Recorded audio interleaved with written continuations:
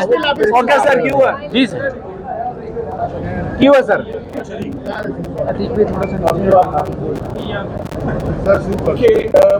अफजल मजूमदार साहब के पास इमरान खान साहब की जो अपील है उस पर डिफेंस की जानिब से, इमरान खान साहब की जानिब से उनकी मिसेस के बिहाफ पर आज फाइनली दलाइल खत्म हो चुके हैं और अब इस केस में सिर्फ सरकार की जानिब से कल उनको आखिरी मौका दिया गया है कि कल वो अपने दलाइल देंगे।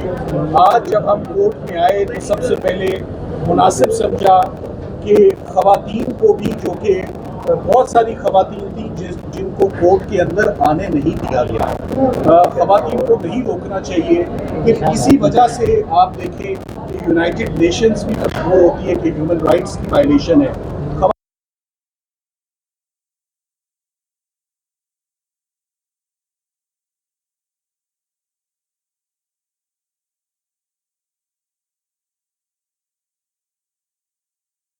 की मौजूदगी से जो मुस्लिम फैमिली लॉ भी पढ़ाते रहे प्रोफेसर्स हैं लॉ कॉलेजेस में, तो इनको भी असिस्टेंस का पूरा मौका और अपॉर्चुनिटी मिली कि खुल के ये बुशरा बीबी के बिहाफ पर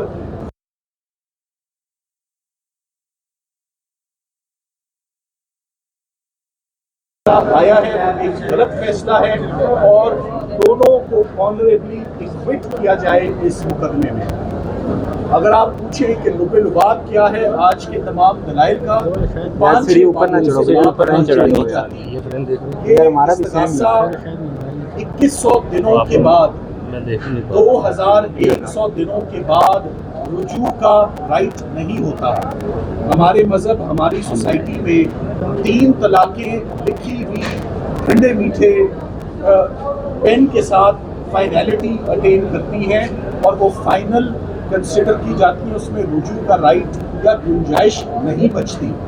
पीरियड ऑफ इद्दत को सुप्रीम कोर्ट ऑफ पाकिस्तान ने अपनी जजमेंट में 39 डेज कह दिया है कि ये, और मुफ्ती साहब ने खुद भी कोर्ट में पेश होकर ये कह दिया है कि ये पीरियड कम भी हो सकता है, तो इसके बाद फिर गुंजाइश नहीं बचती।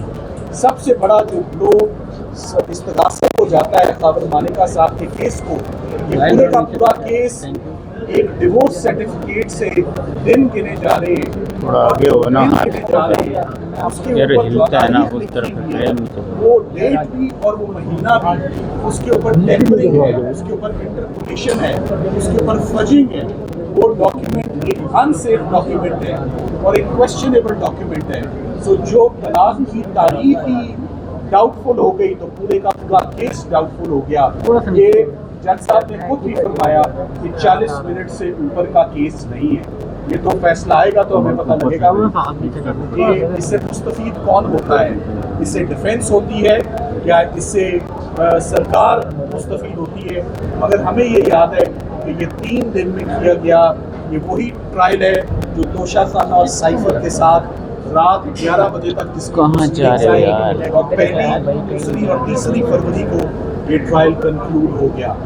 आज अपने दलाइल में ख़वातीन ने बहुत पुरजोर तरीके से इस बात पर जोर दिया कि पाकिस्तान में ख़वातीन जिनके साथ मिसहैप खुदा न खास्ता हो जाते हैं और दूसरी दफ़ा शादी के लिए घर वाले ख्वाहिशमंद होते हैं, जब ऐसी प्रोसिक्यूशंस होंगी तो फिर क्या इंजाम होगा हमारी सोसाइटी का। और पाकिस्तान की तमाम ख़वातीन जज साहब की तरफ देख रही हैं, उम्मीद करते हैं कि वो इंसाफ करेंगे और ये कंट्रोवर्शियल केस और ये एक बदनुमा दाग और बेहुदा केस जिसे हम कहेंगे, जो बरकरार इतने दिन से इसमें सज़ा बरकरार जो है, इसको क्लियरली इसको ख़त्म किया जाए। क्योंकि आपके ये एक्विजिशंस किसी भी खातून पर, मगर इस केस में प्राइम मिनिस्टर लेवल तक, प्राइम मिनिस्टर हाउस पर आपके एक्विजिशन जा रहे हैं, बिलो द बेल्ट ये बातें, नामुनासिब बातें, ये केसेस कभी अदालतों में आने ही नहीं चाहिए।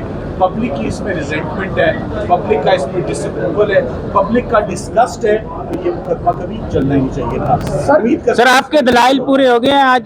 सर ये बताइएगा कि आप जो वकील मुखालिफ से सवाल उठाए जज साहब ने, 3 से 4 सवाल उठाए, उसमें कितनी बड़ी जान है? अपनी जगह पे बड़े जानदार सवाल है, हमारे पॉइंट्स भी बड़े जानदार हैं। फौजदारी का मुकदमा किसी एक नुक्ते पर भी बरी करने के लिए काफ़ी होता है। हमारे पास 7 से 8 बड़े ज़बरदस्त पॉइंट्स हैं। अगर सरकार उस टेम्परिंग और फोर्ज तारीख से बाहर ही नहीं निकलती तो मुकदमा यहीं पर ख़त्म है। जज साहब को बार बार एक ही हम रिक्वेस्ट करते आए हैं कि आप अपनी निगाहें प्लीज़, हमारी दरख्वास्त है कि इद्दत पीरियड से हटा के तलाकनामे की तारीख के ऊपर लाएं, जिसके ऊपर सिर्फ कटिंग, दिन के ऊपर भी और महीने के ऊपर भी आपको सिर्फ कटिंग और आपको इंटरपोलेशन मिलेगी। वो एक अनसेफ डॉक्यूमेंट है।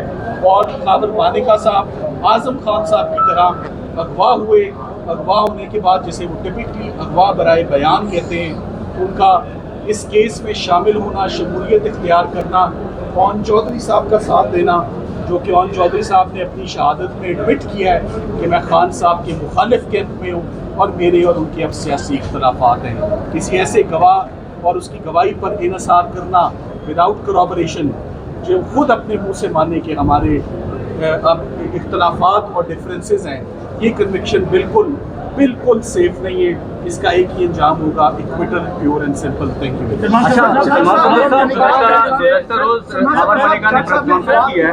हावर मानिका ने प्रेस कॉन्फ्रेंस की है। वो ये कह रहे थे कि 39 दिन कहीं भी नहीं है। वो एक ऑडियो भी सुना रहे थे। वो कह रहे थे कि मेरे साथ ज्यादती हुई है। बार बार इस बात के ऊपर वो फोकस कर रहे थे कि 39 दिन नहीं है, 90 दिन होते हैं, मुझे मौका नहीं दिया गया।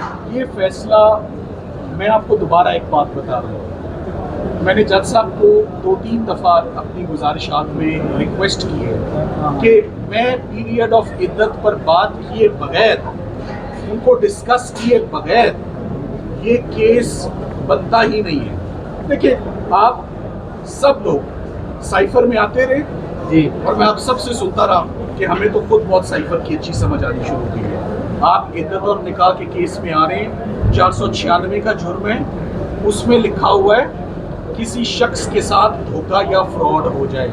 किसके साथ फ्रॉड हुआ है? इमरान खान साहब के साथ फ्रॉड हुआ है? नहीं, वो तो खुद मुल्ज़िम है। बुशरा बीबी के साथ फ्रॉड हुआ है? नहीं, वो तो खुद मुल्ज़िम है। तो फ्रॉड किसने किसके साथ किया है? हावर मानिका साहब के साथ अगर फ्रॉड हुआ है कि वो रुजू नहीं कर सके, तो सिविल कोर्ट्स के दरवाजे 6 साल के लिए बंद नहीं थे कि वो जाके रुजू की दरख्वास्त ना डाल सकते। और 6 साल के बाद जो अदालतों में आता है और इतने डाउटफुल केस के साथ आता है, उसको अदालतें इंटरटेन नहीं करती। उनके केसेस जो है वो इक्विटल में रिजल्ट करते हैं और यही इंशाल्लाह इस केस में। Thank you.